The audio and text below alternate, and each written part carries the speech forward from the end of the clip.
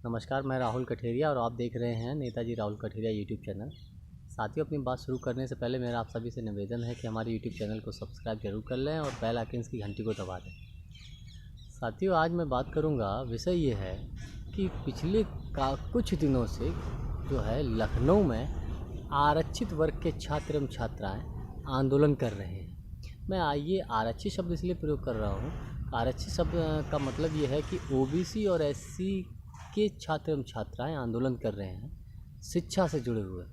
और ये आंदोलन इनका करने का कारण क्या है कि पिछले वर्ष बेसिक शिक्षा विभाग की तरफ से साथियों 69,000 शिक्षकों की भर्ती की गई थी और इन अभ्यर्थियों का आरोप है कि सरकार ने इस शिक्षक भर्ती में बड़े पैमाने पर घोटाला किया है।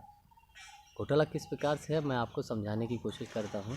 मान लीजिएगा कि ओबीसी को, पिछड़ा वर्ग को 27% का आरक्षण दिया जाता है संविधान के नियमानुसार, लेकिन इस भर्ती में 69,000 शिक्षक भर्ती में इन अभ्यर्थियों का आरोप है कि उनको 4% से भी कम आरक्षण दिया गया है और ऐसा ही एससी छात्रों के साथ भी हुआ है। तो अगर ये सच है तो अपने आप में बहुत बड़ी बात है और बहुत बड़ा घोटाला है। और इस बात को लेकर राष्ट्रीय पिछड़ा वर्ग आयोग में छात्रों ने एक अपील कंप्लेंट दायर की थी। पिछड़ा वर्ग आयोग ने भी इस बात को माना कि हाँ, ये ऐसा हुआ है।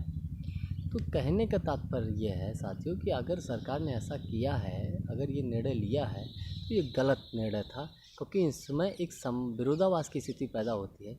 मैं साथियों ना तो किसी के पक्ष में हूँ और ना ही मैं किसी के विपक्ष में हूँ, लेकिन मेरा सरकार से सिर्फ एक ही निवेदन है कि आप जो है संविधान के नियमानुसार काम करिए।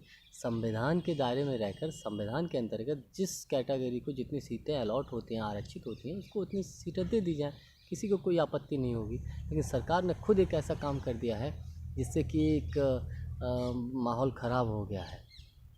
और यहाँ एक बात ये कहने की, मैं एक बात और बताना चाहूँगा साथियों कि वैसे तो ओबीसी के और एससी के बहुत बड़े बड़े नेता हैं, कई पार्टियों में हैं, लेकिन किसी की मुँह से, ज़बान से एक शब्द नहीं निकल रहा है, केवल सोशल मीडिया के सिवा। इसके अतिरिक्त और कुछ नहीं। उसी पे ट्वीट कर देंगे, फेसबुक पे कर देंगे। इसके अतिरिक्त और कोई कुछ नहीं कर रहा है। इससे बेहतर तो हमारी कांग्रेस पार्टी की महासचिव, उत्तर प्रदेश की प्रभारी माननीय प्रियंका गांधी वाड्रा जी रही, जिन्होंने छात्रों के प्रतिनिधि मंडल से मुलाकात की अभी पिछले कुछ दिनों में और उनको आश्वासन दिया कि हम आपकी बात को पुरजोर तरीके से उठाएंगे। और हमारे उत्तर प्रदेश के कांग्रेस पार्टी के प्रदेश अध्यक्ष माननीय अजय कुमार लल्लू जी, उन्होंने छात्रों के धरना स्थल पर जाकर उनसे बात की और उनको आश्वासन दिया कि हम उनके साथ हैं। और कोई ओबीसी के, एससी के जो सत्ता पक्ष में भी बड़े बड़े नेता हैं, किसी ने कोई ज़बान नहीं खोली है। तो मेरे कहने का एक निवेदन आपसे है कि नेता भी ऐसा चुनिए जो वक्त आने पर, समय आने पर आपकी आवाज़ उठाने का दम रखता हो। ऐसों को मत चुनिए जो अपनी कुर्सी को बचाने के लिए जो है इनके मुंह से एक शब्द ना निकले। ऐसे नेताओं को भी आप मत चुनिए साथियों। और इसमें एक बड़ी विडंबना यहाँ पर यह आ गई है कि इस आंदोलन के अपोजिट हमारे उत्तर प्रदेश के मुख्यमंत्री माननीय योगी आदित्यनाथ जी ने एक बयान ये दिया है कि अगर किसी ने कोई हरकत की, कोई गड़बड़ी की, तो जो है उसकी संपत्ति को जब्त कर लिया जाएगा।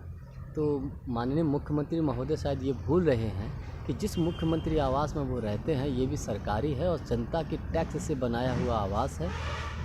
और माननीय मुख्यमंत्री महोदय, कहीं ऐसा ना हो कि आप छात्रों की संपत्ति को जब्त करने की बात करते हों, पता लगा 2022 के चुनाव में आपकी ज़मानत ही जब्त ना हो जाए।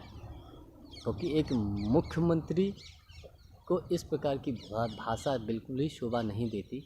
संविधान के अनुसार इस देश में हर व्यक्ति को अधिकार है, संवैधानिक अधिकार है, चाहे प्रधानमंत्री हो, चाहे मुख्यमंत्री हो, हर किसी का विरोध करने का अधिकार है। तो छात्र अपनी जायज़ मांग को उठा रहे हैं, कोई वो गलत नहीं कर रहे हैं, तो इसमें कुछ गलत भी नहीं है।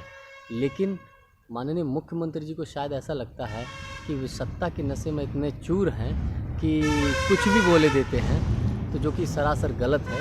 तो मेरा एक ही निवेदन है कि छात्रों की बातों को सुना जाए, अपने सरकार के मंत्रियों को भेजिए ताकि सही निर्णय लिए जा सकें। ऐसे निर्णय मत लीजिए जो विरोधाभास की स्थिति पैदा करें साथियों। और बस यही निवेदन है कि बार निवेदन है कि छात्रों की बातों को सुनें, उनकी समस्याओं का समाधान करें। और धन्यवाद, नमस्कार।